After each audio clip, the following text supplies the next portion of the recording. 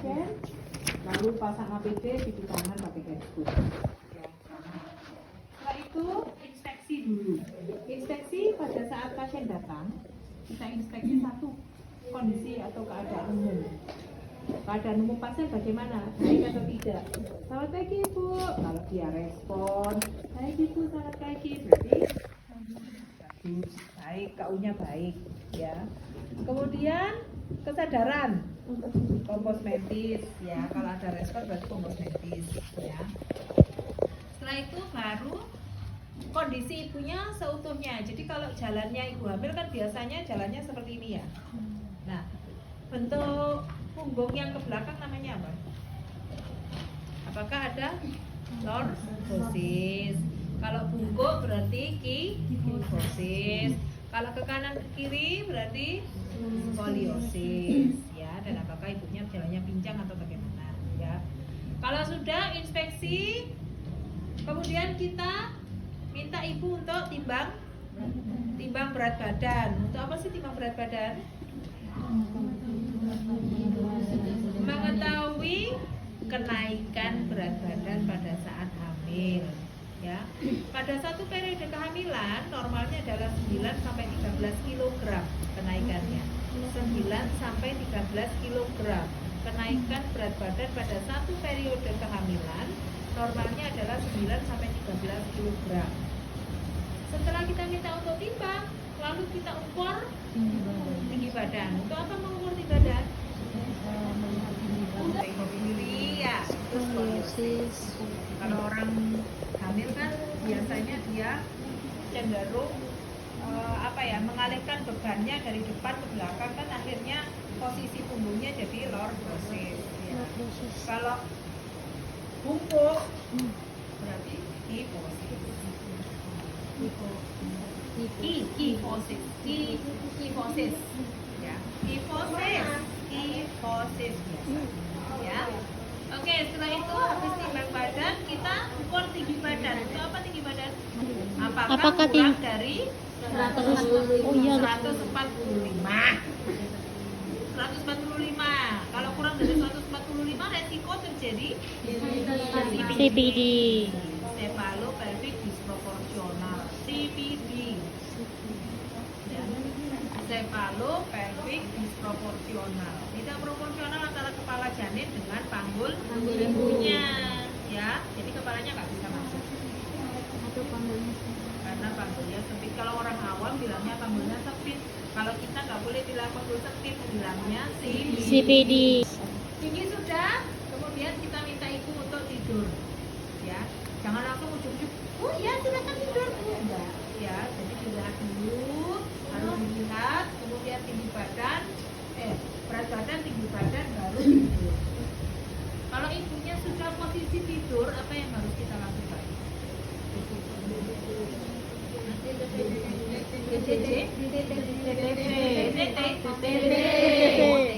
TTV yang pertama kali dilakukan mengukur apa? Suhu. Kita kan ada di kanan pasien nih, ya.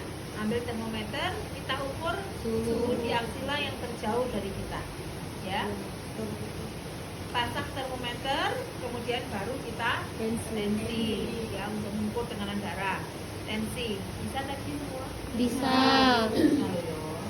Bisa. Kalau ya, kalau yang belum bisa belajar. Kalau sampai ujian nggak bisa tensi, tidak saya usulkan. Tensi sudah, kemudian baru kita ukur nadi. Kita ukur nadi semua. Bisa. Coba semuanya pegang pergelangan tangannya sampai ketemu denyutan. Pegangnya 2 jari atau 3 jari? 3.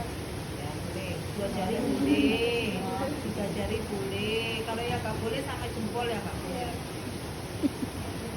Ya, bisa? Yang berdenyut itu arteri atau vena? Arteri. Kalau yang berdenyut itu arteri. Kalau kamu di infus itu di vena apa arteri sih? Vena. Vena ini berdenyut apa enggak? Enggak. Ya, kalau vena itu cenderung di luar. Kalau arteri itu cenderung di dalam. Makanya kan harus ditekan. Ya, baru kita bisa merasakan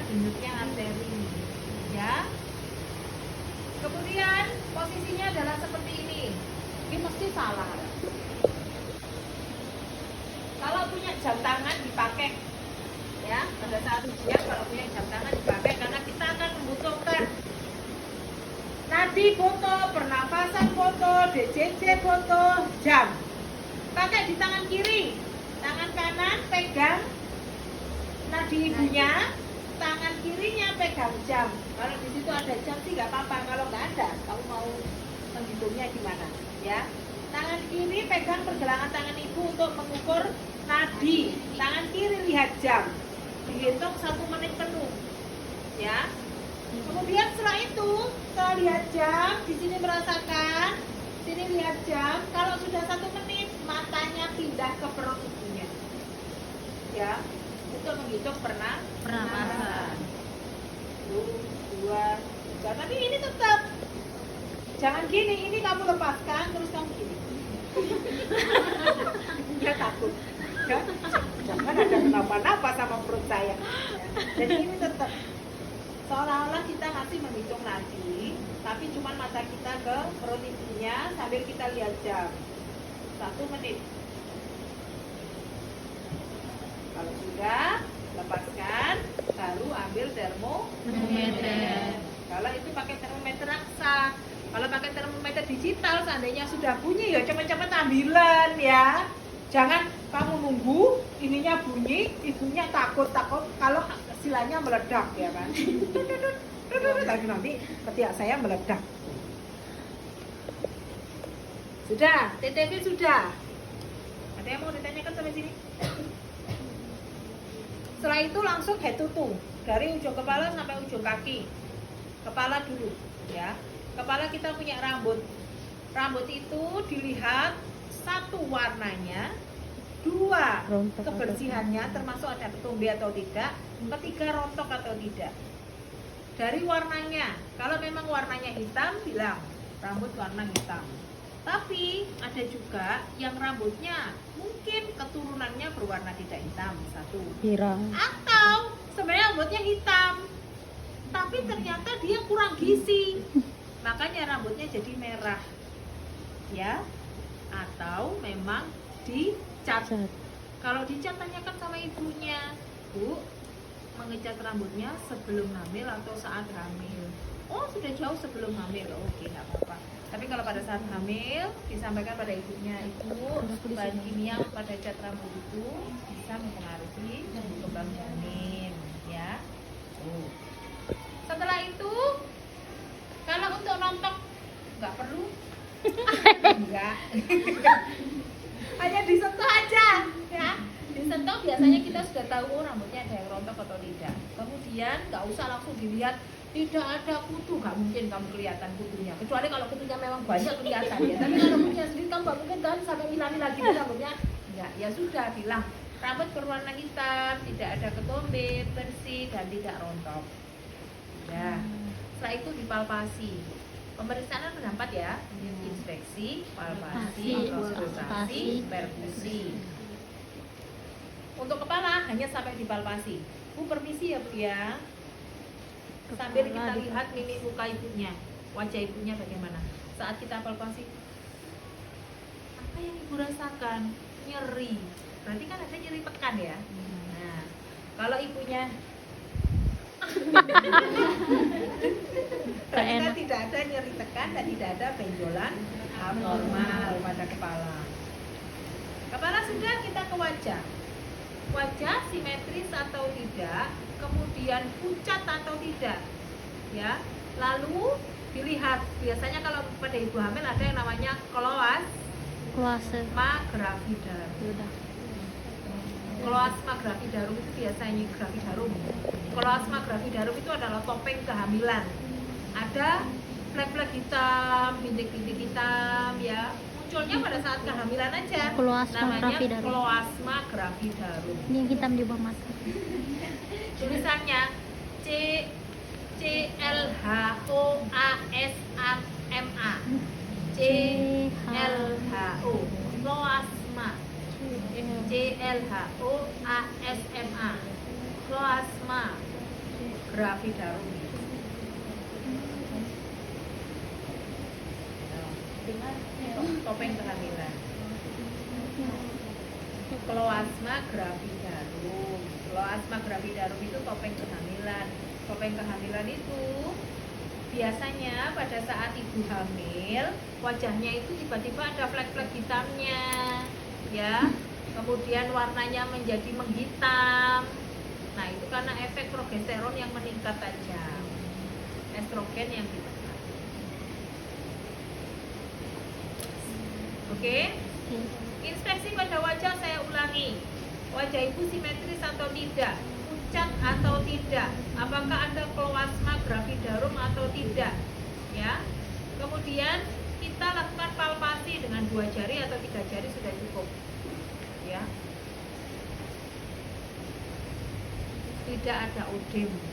Kalau orang preeklamsi kan odemnya bisa sampai ke wajah ya. Jadi kita palpasi tidak ada odem. Kembali dalam 1 detik berarti tidak ada odem. Setelah itu wajah sudah, mata simetris atau tidak?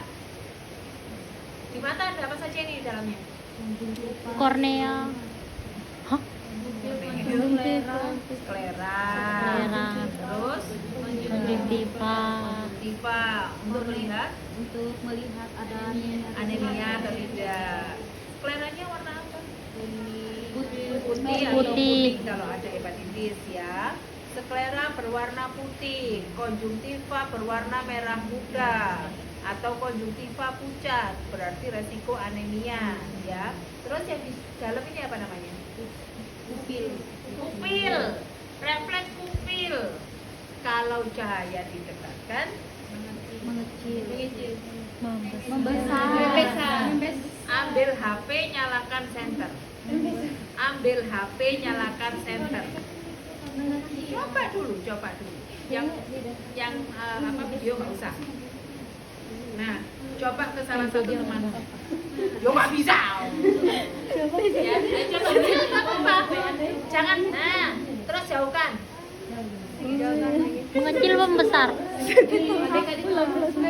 Nah, kalau dia mendekat, cahaya didekatkan, pupil membesar.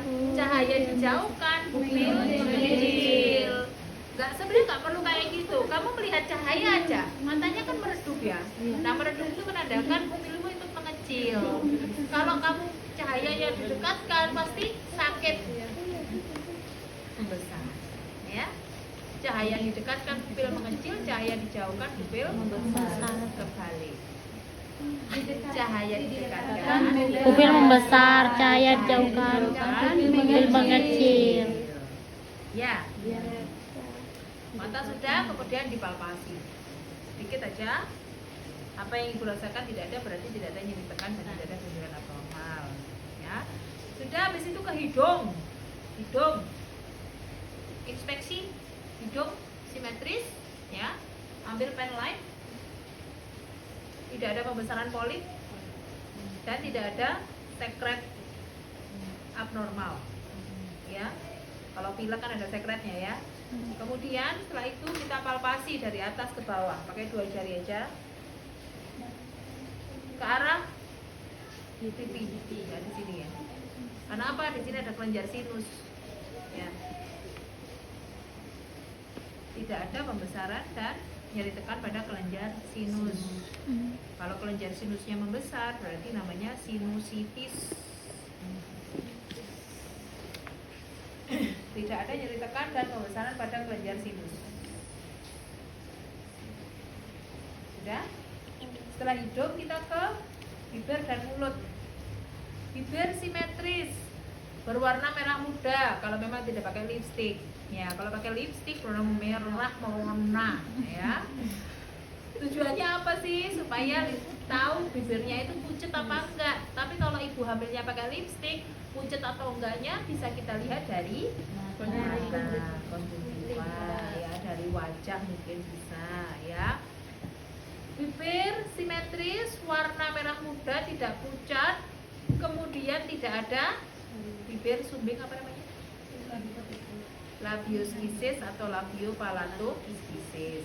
Kalau labioskisis itu berarti hanya bibirnya aja yang sumbing, tapi kalau sampai Langit-langit berarti labiopalatus fisis. Labiostasis, labiostasis.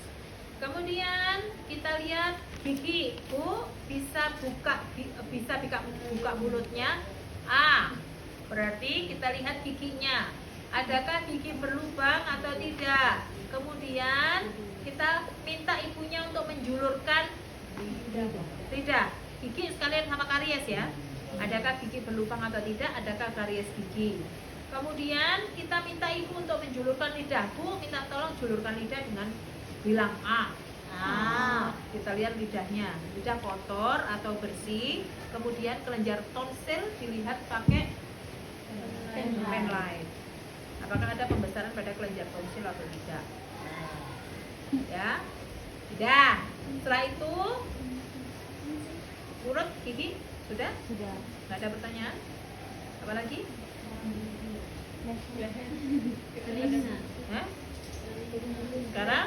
Telinga. Ya. Telinga kita lihat kedua telinga simetris atau tidak, atau ada kelainan atau tidak. Lalu ambil pen light, kita lihat telinga yang terjauh dulu. Tidak ada serumen. Ada serumen atau tidak? Ya. Serumen itu ya kotorannya itu loh ya. Ada serumen berlebih atau tidak? Ya. Kemudian kotor atau tidak? Ya. Lalu kita palpasi dari atas ke bawah. Ya. Ada nyeri tekan atau benjolan abnormal atau tidak? Daerah kepala. Ada pertanyaan? Sudah ya. Oke, kita ke leher.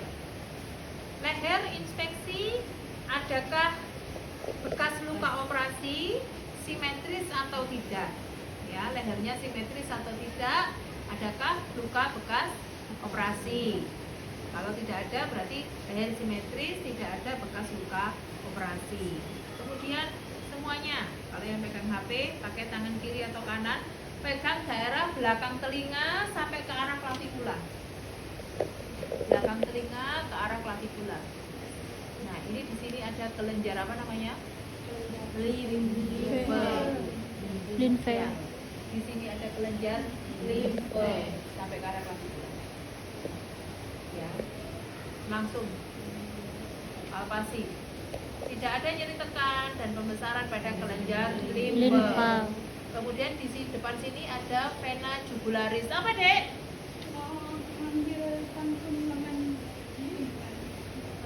Oh, itu. Lengan. Itu tadi sudah ada yang ambil satu. Tinggal satu. Yang bawah kayaknya bukan patah itu loh, Dek. Yang paling tinggi. Tidak ada. Loh, anak ibu. Mama nasi gaul san. Mungkin juga. Nah itu. Itu yang mau pegang ini, yang mau pegang barusan. Iya, coba lihat. Ada kelenjar limfe, vena jugularis di bawah sini. Langsung dua jari, dua tangan ya langsung megang. Tidak ada nyeri tekan dan pembesaran pada vena jugularis. Terus pegang pakai tangan 4 jari. Ibu, permisi, ibu bisa menelan. Apa yang ibu rasakan tidak ada, berarti tidak ada nyeri tekan dan benjolan abnormal pada kelenjar tiroid. Ya. Sudah, leher, limfe, vena jugularis, tiroid. Limfe, vena jugularis, tiroid. Limfe, vena jugularis, tiroid. Tapi harus ke bawah ya kalau palpasi. Limfe berarti dari belakang telinga ke arah bawah. Vena jugularis dari bawah rahang ke bawah. Tiroid, ibu diminta untuk menelan. Ya. Sudah. Kemudian ke dada. Dada, bagian dada dilihat simetris atau tidak. Kemudian adakah retraksi dinding dada? Retraksi dinding dada itu tarikan ke dalam. Retraksi dinding dada. Ya. Atau malah dadanya mengembang.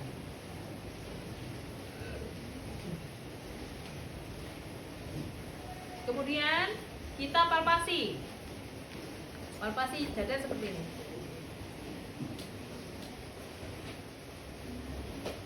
Jadi sambil ditekan, boleh gini,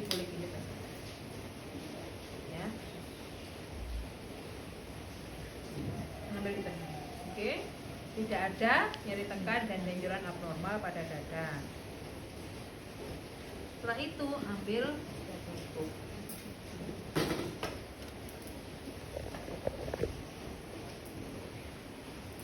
Ambil stetoskop untuk auskultasi. Ada apa saja? Grok-grok. Tidak ada bunyi ronki. Bunyi ronki adalah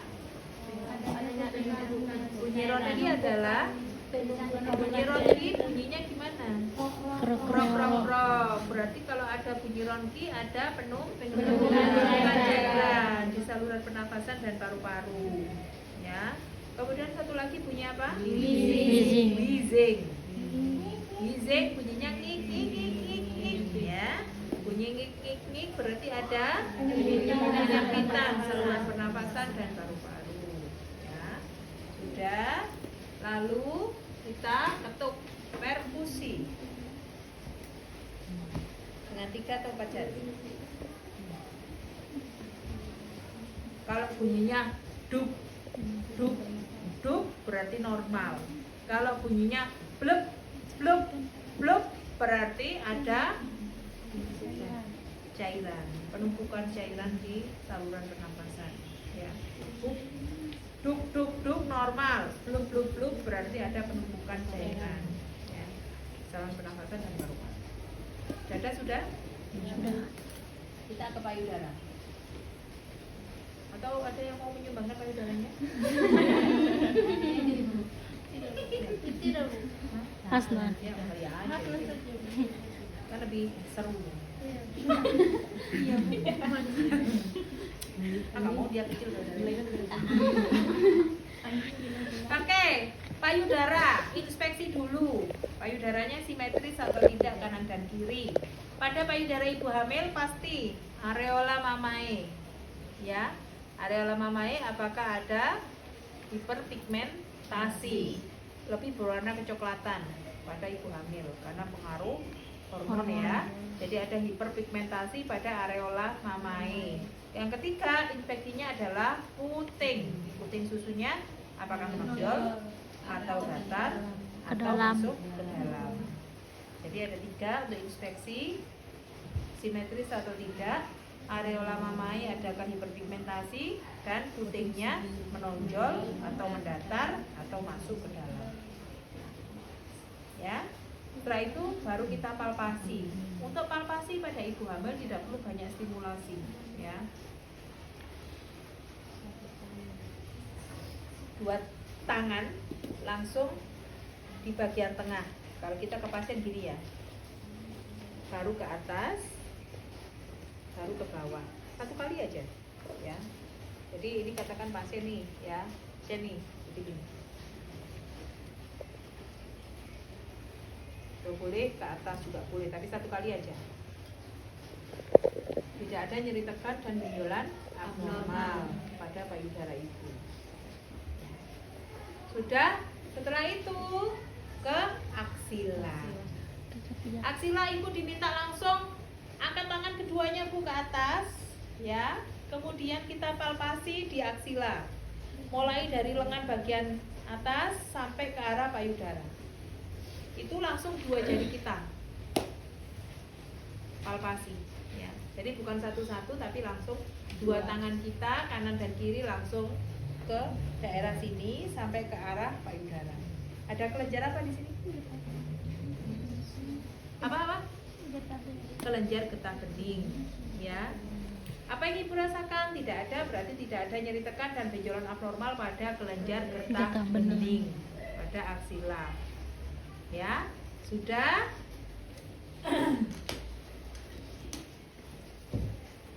Untuk inspeksi pada aksila ya sudah.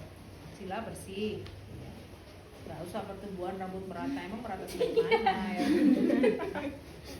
Aksila bersih atau ketiak ibu bersih, kemudian langsung dipalpasi. Tidak ada nyeri tekan dan benjolan abnormal pada kelenjar getah bening. Sudah? Udah. Setelah itu kita ke abdomen.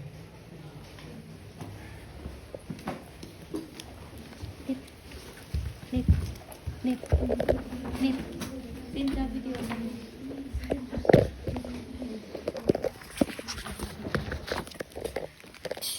Untuk abdomen, yang pertama inspeksi dulu. Pada abdomen yang kita inspeksi adalah bagaimana kesimetrisan dari perut. Ya, kalau perut ibu hamil, apakah dia membesar sesuai dengan usia kehamilan? Ya, simetris. Kemudian yang kedua ada apa di sini garis? Linea. Linea. Linea apa? Linea apa sih itu? Apa itu? Tapi Ini dan Lini Alba. yang mana alba yang mana nih? Yang garis-garis gini. Loh, beda. Ini kan garis-garis di sini. Apa ini? Garis-garis ini apa namanya? Kalau garis ini, hah? Strie. Strie. Ya, bukan straight mark ya. Strie. Jadi ini ada linea, ini ada strie. Linea apa? Nanti PR dari Bu Novi. Cari linea nigra yang mana, alba yang mana. Ada yang dari BX sampai pusat, pusat sampai tepi atas simpisis. Itu linea apa? Kemudian di sini ada strie. Strie ada yang warnanya coklat, ada yang warnanya putih. Yang coklat namanya strie apa? Ya, PR. Baca. Bukunya dibaca. Askep 1 kehamilan, ya. Ada linea, ada strie. Ya. Saat ujian nanti pasti saya tanyakan. Dibaca lagi. Linea yang dari PX ke pusat namanya apa, dari pusat ke simpisis namanya apa. Strie yang warnanya coklat apa, yang warnanya putih namanya apa. Oke? Sudah. Setelah itu baru kita ke palpasi. Palpasi kita ada leopard 1 sampai 4. Leopard 1 untuk menentukan tinggi fundus uteri dan bagian apa yang ada di fundus. Leopard 1 untuk menentukan tinggi fundus uteri dan apa yang ada di bagian fundus. Caranya, kita ada di sebelah kanan ibu. Bu, permisi ya ibu ya. Saya akan melakukan pemeriksaan pada perut ibu. Jadi minta tolong bajunya dibuka sedikit, kemudian kakinya diangkat. Kakinya ditekuk, ya. Sebegitu kaki ditekuk, leopard 1, posisi tangan seperti ini, di bawah, di atas simpisis, ya. Seolah-olah kita mau menengahkan isi perut ibu. Tek, tek, tek, tek, tek, tek. Tangan kiri sudah ada di fundus, ya. Fundus nih, udah pas nih, ya. Tangan kanan ambil metelin. Makanya untuk leopard 1 metelin harus didekatkan. Ya. Yang dipakai adalah yang senti. Yang senti. Sorry. Ya, yang senti, ya. Bukan yang ini. Yang senti. Caranya ini fundus langsung. Nah, nolnya yang ditarik ke tepi atas simpisis. Kalau kejauhan yang narik yang atas. Ya, nolnya sampai di tepi atas simpisis. Saya ulang ya. Leopard 1 untuk menentukan tinggi fundus uteri dan bagian apa yang ada di fundus. Bu, permisi kakinya ditekuk. Tek, tek, tek, tek, tek, tek, tek, tek. Tangan kanan langsung di atas simpisis. Ya. Tangan kirinya tadi belum ya. Melihat bagian apa yang ada di fundus, raba. Tangan kirinya meraba. Kalau bulat, keras, melenting berarti kepala. Kalau kepalanya di sini berarti posisinya sungsang. Ya. Kalau teraba, lunak, tidak keras, tidak melenting, berarti bokong. Kalau bokongnya di sini berarti posisi normal. Posisi apa? Oh, enggak posisi normal. Apa? Posisi apa? Posisi itu cuma ada 3. Kalau nggak posisi sungsang, posisi lintang, sama satunya posisi kepala. Ya, posisi kepala. Posisi kepala berarti posisi kepalanya yang di bawah. Posisi sungsang berarti bokongnya yang di bawah. Posisi lintang berarti kepalanya kalau nggak di kanan ya di kiri. Ya, berarti kalau di sini saya raba lunak, tidak keras dan tidak melenting. Bokong. Bokong. Bokong ya. Sudah. Di sini saya sudah nemu fundusnya. Kemudian saya ukur.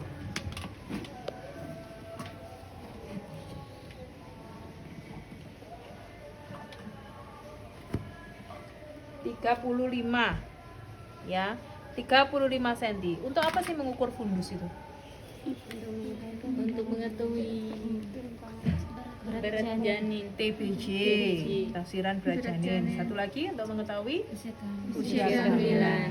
ya. Untuk usia kehamilan, kalau memang kita mau menghitung usia kehamilan dalam bulan, berarti berapa TFU-nya dikali 2 dibagi 7. Ketemunya adalah usia kehamilan dalam bulan. Ya. 35 dikali 2 dibagi 7. Ya, itu nanti ketemunya adalah usia kehamilan dalam bulan.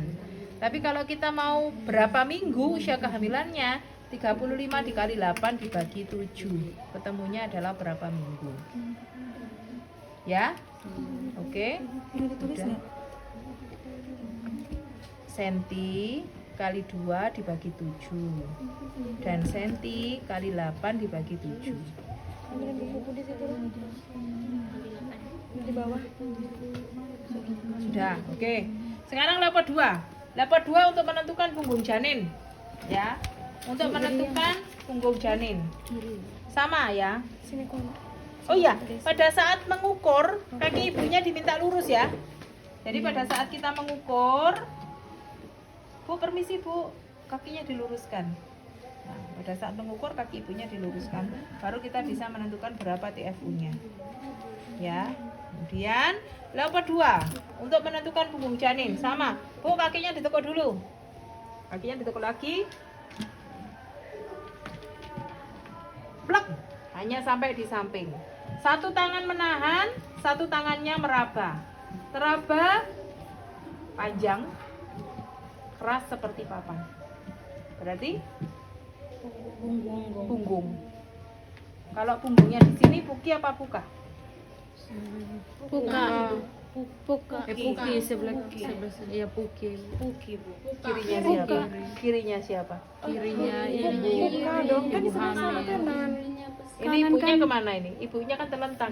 Oh kiri Kiri, kanannya. kanan. Kanannya ibu. Berarti sebelah Bu. Puka. Kanannya ibu. Puka bu. Kanan di sini. Puka berarti. Ini seandainya ibu Iya, hamilnya puka. nih. Puka. Dia tiduran nih di sini. Karena ini sebelah kanan Ibu. Nah, Puka.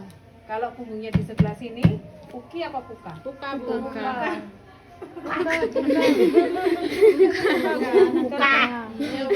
Iya. Ya bu. Kalau ini kiri saya, tapi kan kanannya ibunya nih. Ya, berarti kalau di sebelah sini punggungnya adalah puka. Nah, punggung kanan. Nah, yang di sini apa? Punggung kiri.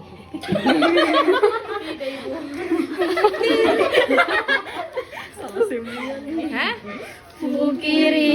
Punggung kiri. Kalau punggungnya di sini, yang ini apa? Kaki.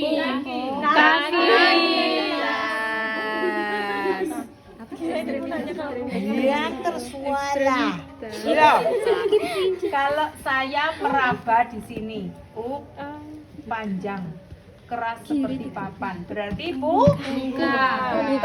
Punggungnya di sebelah sini. Begitu di sini saya tahan, di sini saya palpasi, ruang kosong, bagian-bagian kecil, berarti Ekstremitas. wes ya. Ya, Bu. Kecuali kalau gemeli, ada puki, ada puka. Kalau bayinya tunggal satu, kalau saya sudah menentukan di sini puka, berarti di sini adalah Ekstremitas. ya. Ya bu. Dah, berarti di sini Puka. buka. Ya, kepalanya di mana tadi? Kanan. Kepala bagian. Di bawah. Ini apa tadi? Fundus. Ini apa tadi di fundus? Bokong. Berarti kepalanya di Bawah. Punggungnya di Puka. ya, oke. Kemudian iya kan, punggungnya di kanan. Iya, Bu. Buka kan? Iya, Bu. Nah, Sudah, Bu, sebentar, kakinya jangan diluruskan dulu, lanjut ke leopard 3. Leopard 3 untuk menentukan bagian terdahulu itu apa dan apakah bagian terdahulu sudah masuk PAP atau belum ya. Bu, permisi ya Bu ya. Leopard 3 dari bawah lagi. Tek. Ketemu fundus, tangan kanan di atas simpisis. Kemudian kita goyang nih. Goyangnya gini. Sambil kita goyang, sambil kita rasakan yang kita goyang ini bagian apa? Keras, bulat, melenting, kepala. Ya. Kalau memang bisa kita goyang, berarti dia belum masuk PAP. Tapi kalau tidak bisa kita goyang nih, tapi keras, melenting, tapi nggak bisa digoyang, berarti sudah masuk PAP. Kalau sudah masuk PAP, kita lanjut leopard 4 nggak? Kalau sudah masuk PAP, kita lanjut leopard 4 nggak? Lanjut. Kalau belum masuk PAP, jangan lanjut. Ya. Berarti leopard 3 adalah untuk menentukan bagian terdahulunya apa? Bagian terdahulunya kepala. Apakah dia sudah masuk apa belum? Sudah masuk PAP. Lanjut ke leopard 4. Leopard 4 untuk mengetahui seberapa jauh bagian terdahulunya masuk PAP. Sudah, kepala sudah masuk, kita ke leopard 4. Leopard 4 seberapa jauh bagian terdahulu masuk PAP. Ya, leopard 4 ada dua cara. Yang pertama adalah perlimaan. Yang kedua adalah konvergen, divergen, bikonkav. Kalau perlimaan, Bu permisi kakinya diluruskan, tangan tetap difundus nggak apa-apa, ya, untuk menahan. Kemudian kita raba atas simpisis. Kalau memang dia masih teraba 3 jari di atas simpisis, berarti artinya dia masuk 3/5. Ya. Kalau dia masih teraba 5 jari, ini masih banyak di 5 jari, berarti dia sudah masuk tapi cuma sedikit. Teraba 3 jari berarti 3/5, 4 jari berarti 4/5, 1 jari berarti 1/5, 0/5 berarti sudah hampir lahir. Dah? Dapat tempat perlimaan, tahu ya? Ya, ini difundus, di sini dia yang merata. Teraba 3/5, 3 berarti 3/5. Teraba 2/5 berarti 2/5. 4/5, 4 teraba 4 jari berarti 4/5. Setelah itu konvergen, divergen, bikonkav. Konvergen, jari-jari berdekatan. Jari-jari berdekatan. Mengingatnya gini, kon berarti mulut kita mencucu, berdekatan. Konvergen, jari-jari berdekatan. Ya.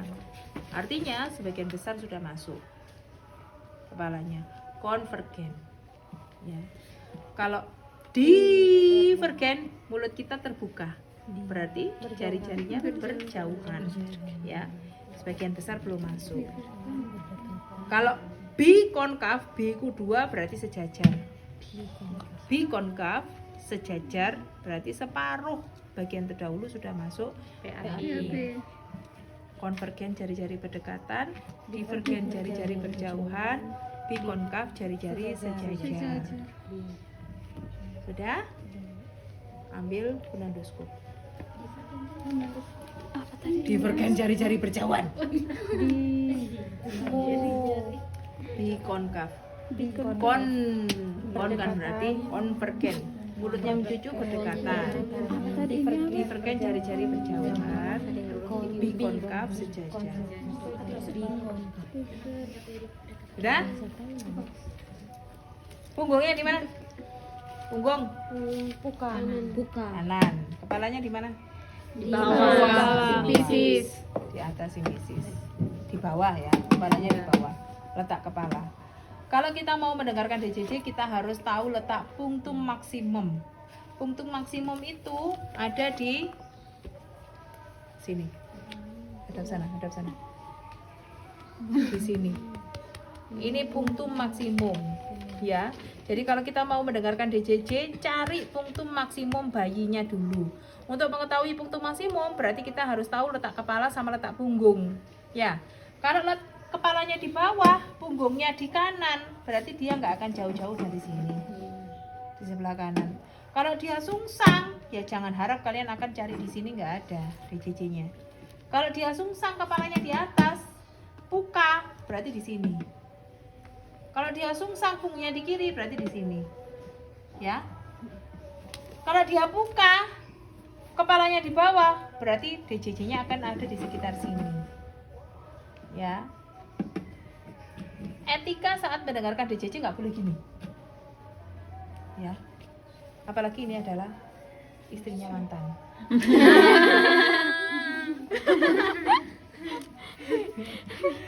Jadi enggak, etikanya seperti ini memang ya.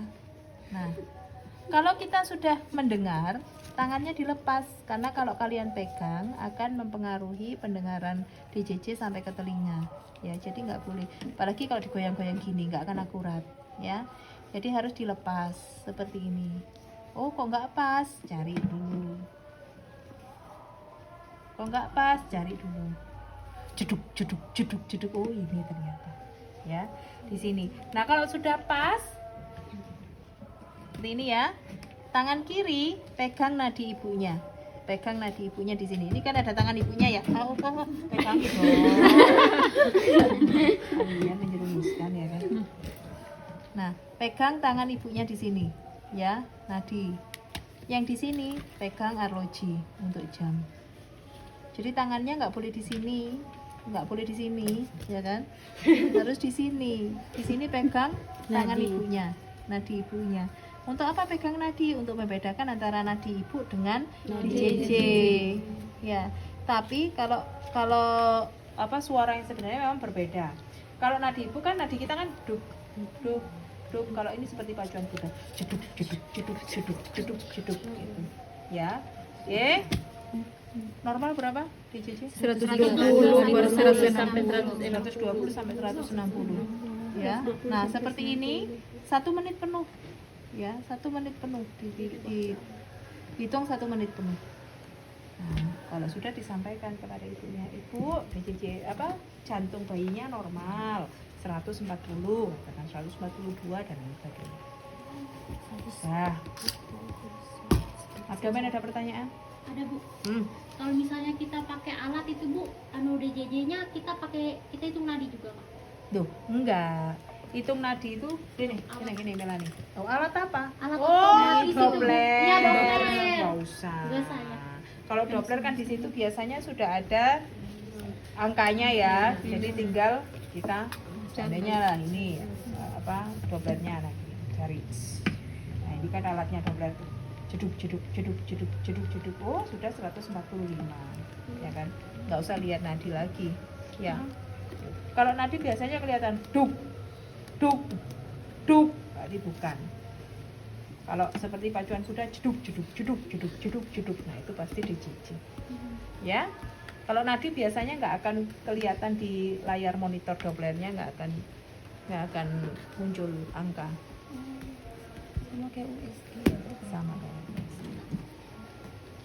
Tapi kalau di rumah sakit jangan harap biasanya kalian dikasih Doppler pasti kalian dikasih ini. Karena Doppler hanya untuk mbak-mbaknya. Kalian pasti dikasih ini. Ya, kecuali kalau rumah sakit besar, kalian pasti dikasih Doppler. Oke? Ada pertanyaan lagi?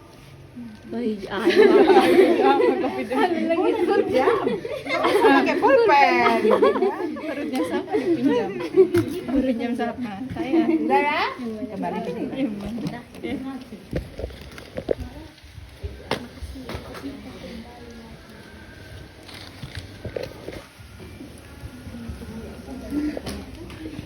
Ekstremitas atas dan ekstremitas bawah. Ekstremitas atas kita lihat tangannya simetris atau tidak, jari-jarinya lengkap atau tidak. Adakah polidaktil berarti jari-jari berlebih, adaktil berarti jari-jarinya berkurang, atau sindaktil jari-jarinya berselaput.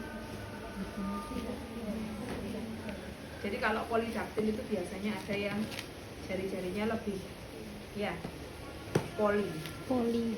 polidaktil. Kalau adaktil jari-jarinya berkurang, ada mungkin separuh atau mungkin tidak ada, ya. Itu adaktil, jari-jarinya berkurang. Kalau sindaktil, jari-jarinya berselaput. Sindaktil Jari-jarinya berselaput. Sindaktil, jari-jarinya berselaput. berserabut. SYN, sindaktil. Syendak.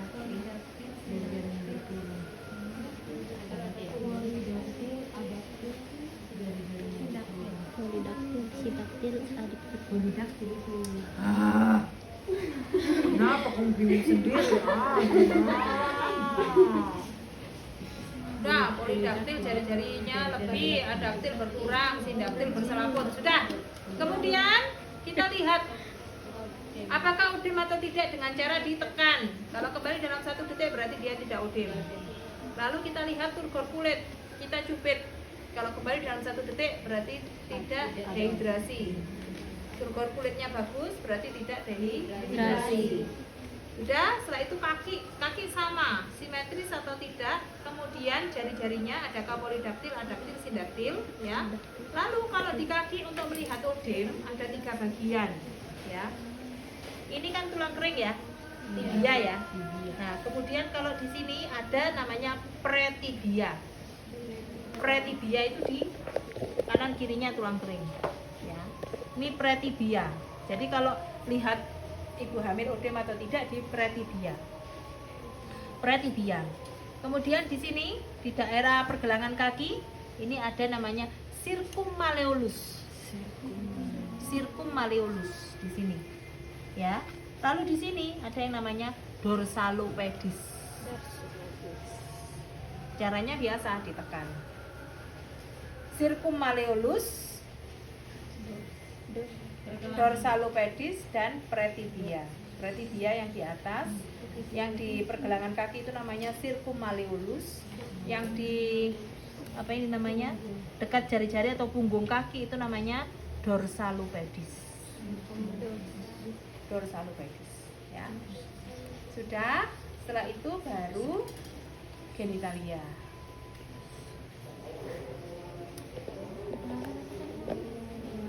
Dan sebentar ke area genitalia, ya. Area genitalia sama, kalau pada ibu hamil pasti akan mengalami keputihan, tapi kita inspeksi dulu keputihannya, apakah dia fisiologis atau patologis. Kalau fisiologis berarti kan warnanya putih atau bening, kemudian tidak ada bau dan tidak ada gatal, ya. Kalau patologis berarti warnanya kuning atau kehijauan, ada gatal dan bau yang menyengat, ya. Setelah itu kalau memang ada keputihan, lalu kita vulva hygiene. Ambil 3 kapas DTT, kemudian Labia mayora minora terjauh 1 kali, labia minora baraya. Consilis Christoris uretra vagina rupri manusia. ya. Sudah, setelah itu baru kita palpasi pakai tangan. Palpasi pakai jari tadi. Ya. Tidak ada nyeritakan dan benjolan abnormal pada kelenjar Matolin. Tidak ada nyeritakan dan benjolan abnormal pada kelenjar Nah, ya. Sudah, setelah itu baru kita pasang. Nah, kita pasang pispot, guyur, Cebok. keringkan, baru kita pakaikan celana. Oke, setelah itu baru kita ke Kemar. Telinga. Oh, patella. Minta ibu untuk duduk dari atas ke bawah, telinga, lila, patella, ya. Minta ibu duduk, Bu, silakan duduk. Sudah selesai pemeriksaannya. Sekarang kita tinggal pemeriksaan telinga. Pemeriksaan telinga kita pakai yang namanya Garbutala. Garbutala cara megangnya harus benar. Kalau cara megangnya nggak benar, maka Gak bunyi. nggak bunyi. Ya, cara megangnya yang benar. Nah, ya, nyaring suaranya. Iya. Permisi, Bu. Ibu tutup mata. Gimana Ibu dengar angkat? Ibu tutup mata. Kemudian kalau nanti Ibu mendengarkan denging di telinga kanan, Ibu angkat tangan kanan. Kalau ibu mendengarkan denging di telinga kiri, ibu angkat telinga kiri. Kalau ibu mendengarkan denging di kedua telinga, ibu angkat kedua tangan. Ya. Kedua tangan ya. Sudah. Hentikan dengan disatukan. Ya. Sama kalau kalian lagi jomblo kan ya, berdenging terus ya kan. Kalau sudah ada pasangan pasti diem. Jauh banget Bu, ya kan? Jangan lama-lama. Satukan dulu, biar dengingnya itu berhenti. Satukan dulu. Ya, sudah. Ya bingung nyari mana ini dengungnya ya kan. Sudah. Kemudian ke lila. Tuh.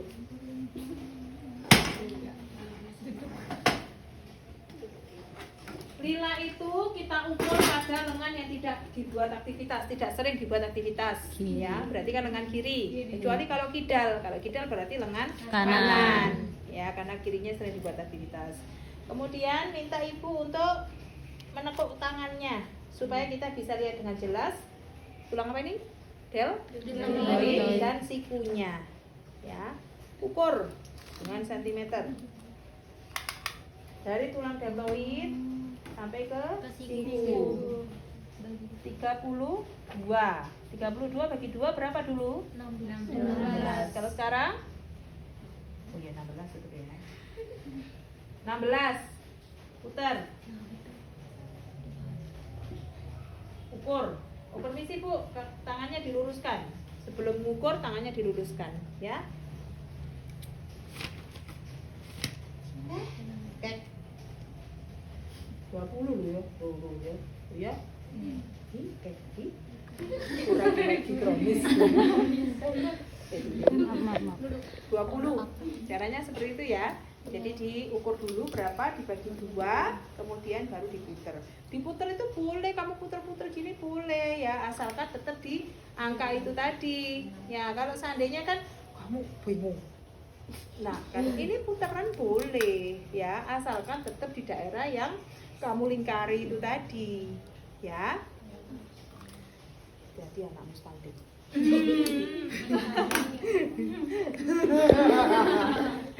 Sudah. Kemudian setelah itu baru refleks patella. Refleks patella seperti biasa ya. Dengan refleks hammer. Refleks hammer yang digunakan yang ini. Jangan yang ini ya. Loh iya emang ini. Oke, setelah itu baru kita ke pemeriksaan panggul ya. Dengan jangka panggul. Pegang jangka panggulnya seperti ini. Ini dihalangi dulu supaya nggak langsung natap ke tulang ibunya. Ya, seperti ini pegangnya. Ini di sini. Yang dilihat nanti pada saat mengukur adalah yang atas angkanya, ya. Ada 1, 5, 10, 15, 20, 25 ya. Jadi lagi.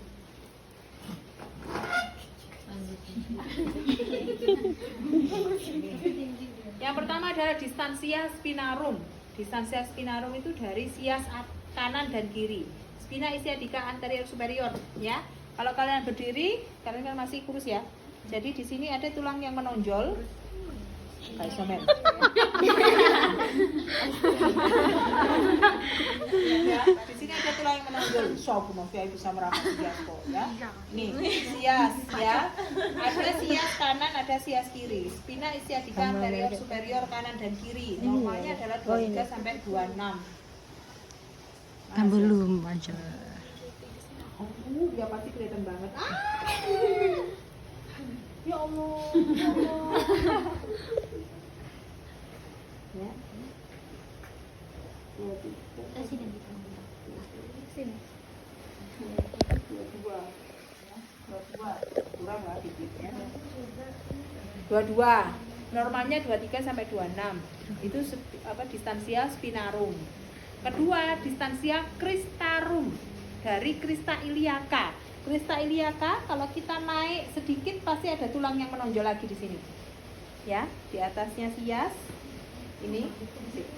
Kalau ini sias, kemudian di sini ada, nah ini sias, ini crista iliaca. Yang di sini ada tulang menonjol lagi, namanya crista iliaca. Kalau ini namanya sias, ini crista iliaca. Kalau di sini distansia spinarum, kalau di sini distansia cristarum. Spina sama crista. Ya, spinarum sama cristarum. Ini crista iliaca kanan dan kiri. Dari crista iliaca kanan dan kiri normalnya 26 sampai 29.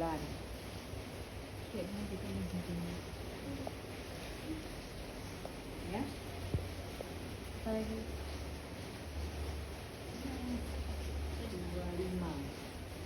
25. Muepet itu. Normalnya 26 sampai 29. Kemudian konjugata eksterna. Konjugata eksterna itu atau bodulekwe biasanya ya, bodulok. Dari tepi atas simpisis, mana simpisismu? Simpisis iki puser. Simpisis itu di atasnya mons pubis. Nih ya. Dari tepi atas simpisis sampai processus spinosus ruas lumbal kelima. Kalau kalian berdiri di sini ada cekuan. Nah, ya. Ada, semua ada, ya. Di sini ada cekuan namanya processus spinosus ruas lumbal kelima. Spinosus. Dari sias, dari tepi atas simpisis ke processus spinosus ruas lumbal kelima. Normalnya 18 sampai 20. Ih, 16. Normalnya 18 sampai 20. Ya. Sudah. Konjugata eksterna atau bodulok. Dari tepi atas simpisis sampai ke processus spinosus ruas lumbal kelima. Normalnya adalah 18 sampai 20 cm. Belum. Yang keempat, lingkar panggul. Lingkar panggul mulai dari tepi atas simpisis. Pokoknya yang kita sebutkan tadi kita lewati. Tepi atas simpisis ke arah sias. Ya, ke arah sias, kemudian ke arah crista iliaca, lalu ke processus spinosus ruas lumbal kelima. Kemudian melewati crista iliaca lagi ke sias, kembali ke tepi atas simpisis.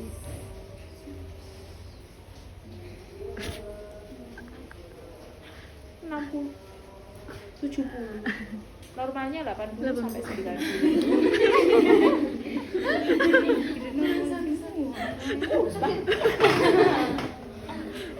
Ya, lingkar panggul normalnya antara 80 sampai 90 cm. Ada yang mau ditanyakan? Sudah. Distansia spinarum, distansia cristarum, konjugata eksterna, dan lingkar panggul. Distansia spinarum normalnya 23 sampai 26, distansia cristarum 26 sampai 29, konjugata eksterna 18 sampai 20, lingkar panggul 80 sampai 90.